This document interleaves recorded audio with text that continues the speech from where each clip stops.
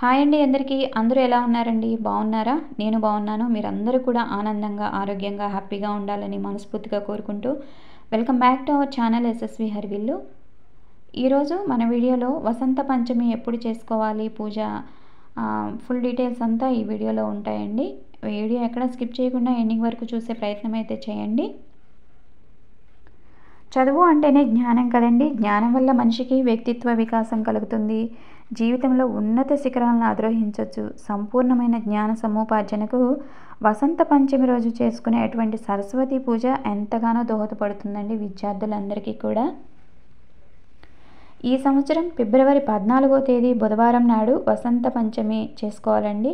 అసలు వసంత పంచమి అంటే ఏంటి అంటే సరస్వతీదేవి పుట్టినరోజు అనమాట. కనుక చదువుల తల్లి సరస్వతీదేవికి పూజ చేసుకుంటే మనం ఉన్నతమైన స్థితిలోకి వెళ్ళే అవకాశాలు ఎక్కువగా ఉంటాయి. కనుక మనం వసంత పంచమి రోజు అమ్మవారికి పూజ చేసుకోవాలి. ఆ పూజ ఎప్పుడు చేసుకోవాలి, పంచమి తిథి ఎప్పుడు ఉందా అనేది నేను ఇప్పుడు మీకు తెలియజేస్తాను. 13వ తేదీ మధ్యాహ్నం 2:41 ప్రారంభమై ఫిబ్రవరి 14వ తేదీ మధ్యాహ్నం 12:09 ముగుస్తుందండి. అయితే సరస్వతీదేవి పూజ చేయడానికి అనుకూలమైన రోజు ఫిబ్రవరి 14వ తేదీ ఉదయం చేసుకోవాలి. ఈరోజు ఉదయాన్నే లేచి పిల్లలందరూ కూడా తలస్నానం చేసి చక్కగా తెల్లని వస్త్రాలు ధరించి పూజా మందిరం దగ్గర పూజ చేసుకోవాలండి. ఒక పీటను ఏర్పాటు చేసుకొని పీట పైన చక్కగా పద్మ ముగ్గు వేసుకొని పసుపు కుంకాలతో అలంకారం చేసుకోవాలి. పీట పైన సరస్వతీదేవి పటం కానీ లేదా విగ్రహం కానీ ఏర్పాటు చేసుకోవాలి. సరస్వతీదేవిని పూజించడంతో పాటుగా మహాగణపతిని కూడా పూజించాలన్నమాట. మహాగణపతికి ధూపం, దీపం, నైవేద్యం ఇలా పంచోపచారాలతో పూజ చేసి నైవేద్యంగా గణపతికి బెల్లం ముక్కని సమర్పించుకోవాలి. తర్వాత గరిక ఉంటుంది కదా, గరిక సమర్పించుకున్నా కూడా చాలా మంచిది. ఓం గం గణపతయే నమః అంటూ 21 సార్లు స్వామిని తలుచుకోవాలి, అంటే జపం చేసుకోవాలన్నమాట. గణపతికి ఎర్రటి గన్నేరు పువ్వులు దొరికితే ఎర్రటి గన్నేరు పువ్వులతో అయితే విద్యార్థులందరూ పూజ చేసుకోండి, చాలా మంచి ఫలితం ఉంటుందన్నమాట ఆ రోజున. తర్వాత వసంత పంచమి రోజున సరస్వతీదేవికి తెల్లటి పుష్పాలతో పూజ చేయాలండి. అమ్మవారికి ఇష్టమైనటువంటి నైవేద్యాలు అంటే పాలు, పెరుగు, తేనె, పండ్లు, పాయసం ఇలా మన దగ్గర ఏది ఉంటే అది సమర్పించుకోవచ్చు అన్నమాట.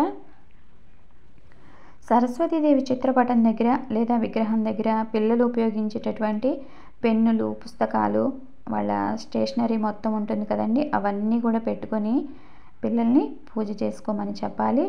తెలియని చిన్నపిల్లలు ఉంటే మాత్రం తల్లిదండ్రులు పక్కన కూర్చోబెట్టుకొని ఈ పూజను చేయించాల్సిన బాధ్యత ఉంటుంది. పూజ చేసేటప్పుడు పిల్లలు శ్రద్ధగా చేయాలండి, చాలా నిష్టగా పూజ చేయాలి. అంటే మీ కోరికలు చెప్పుకోవాలన్నమాట. మీ కోరికలు చెప్పుకున్నట్లయితే అమ్మ వింటుంది, అమ్మక తప్పక నెరవేరుస్తుంది అన్నమాట. అమ్మ తప్పకుండా నెరవేరుస్తుంది. మీ జీవితంలో విద్యకు ఎటువంటి ఆటంకాలు రాకూడదని, భవిష్యత్తులో ఉన్నత స్థితిలోకి వెళ్ళి స్థిరపడాలి అని సరస్వతీదేవికి చెప్పుకొని ఈ పూజను చేయాలి. ముఖ్యంగా ఈరోజు చాలామంది పిల్లలకి అక్షరాభ్యాసాలు చేస్తూ ఉంటారు కదండి. ఈ రోజున వీలు కాని వాళ్ళు దేవి శరన్నవరాత్రిలో వచ్చేటటువంటి మూలా నక్షత్రం రోజు కూడా చేయించుకోవచ్చు. అది వీలు కాకపోతే విజయదశమి రోజునైనా చేయించుకోవచ్చు అన్నమాట. తర్వాత సరస్వతీదేవికి అమ్మకు ఎంతో ఇష్టమైనటువంటి తెల్లటి పుష్పాలతో పూజ చేయాలి. తెల్లటి పుష్పాలు లేవు అనుకుంటే మీ దగ్గర పసుపు పచ్చని పూలు ఉన్నా కూడా చేసుకోవచ్చు అనమాట. అవి కూడా దొరకలేదనుకోండి, చక్కగా అక్షంతలతో లలిత సహస్రనామాల బుక్లో ఉంటుందండి, సరస్వతి అష్టోత్తర శతనామావళి ఉంటుంది. 108 నామాలు ఉంటాయి. ఆ 108 నామాలు చెప్పుకుంటూ అమ్మ పాదాల వద్ద అక్షంతలు వేస్తూ చక్కగా పూజ చేసుకోవచ్చు. ఓం సరస్వత్యై నమః, ఓం సరస్వత్యై నమః అనుకుంటూ 108 సార్లు పూజ చేసుకుంటే చాలా మంచిదన్నమాట. నేను కూడా ఇక్కడ నా బుక్స్ని, డైరీని ఇలా పెట్టుకున్నానండి. నాకు కూడా సరస్వతీదేవి కటాక్షం కావాలి. ఎందుకంటే నేను యూట్యూబ్లో వాడేటటువంటి బుక్స్ అంటే కొన్ని విషయాలు రాసుకుంటూ ఉంటానన్నమాట. వీడియో ఎలా చేయాలి, ఏమి చెప్పాలి దాంట్లో ఉంటుంది కదా, అవన్నీ కూడా నేను ఒక డైరీలో రాసుకుంటాను. చిన్న చిన్న కొటేషన్స్ గుర్తొచ్చినా కూడా చక్కగా బుక్లో రాసుకుంటూ ఉంటానన్నమాట. అందుకని నాకు కూడా సరస్వతీదేవి అనుగ్రహం కావాలి కాబట్టి నేను కూడా నా దగ్గర ఉన్నటువంటి బుక్స్ని అమ్మవారి పూజలో పెట్టుకున్నాను. ఇలాంటి పర్వదినాలప్పుడు అమ్మకు పూజ చేసుకున్నాం అనుకోండి, మనకి అపారమైనటువంటి జ్ఞానం అంటే విద్యాభివృద్ధి కలుగుతుందని మనకైతే చాలా నమ్మకం ఉంటుందండి.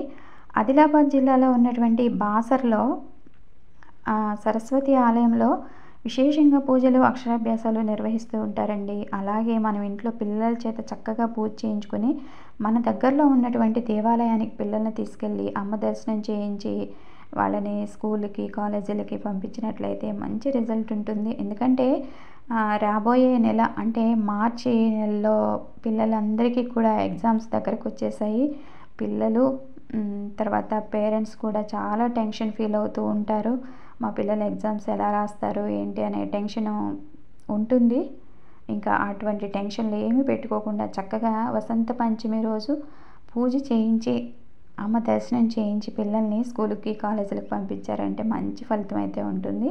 ఇంకా అమ్మకి నేను ఇక్కడ చిన్న మామిడి పండు ఉందండి, మామిడి పండుని అయితే సమర్పించుకున్నాను. అలాగే టైంకి ఇంట్లో తేనె ఉంది, తేనెను కూడా అమ్మకి సమర్పించానన్నమాట.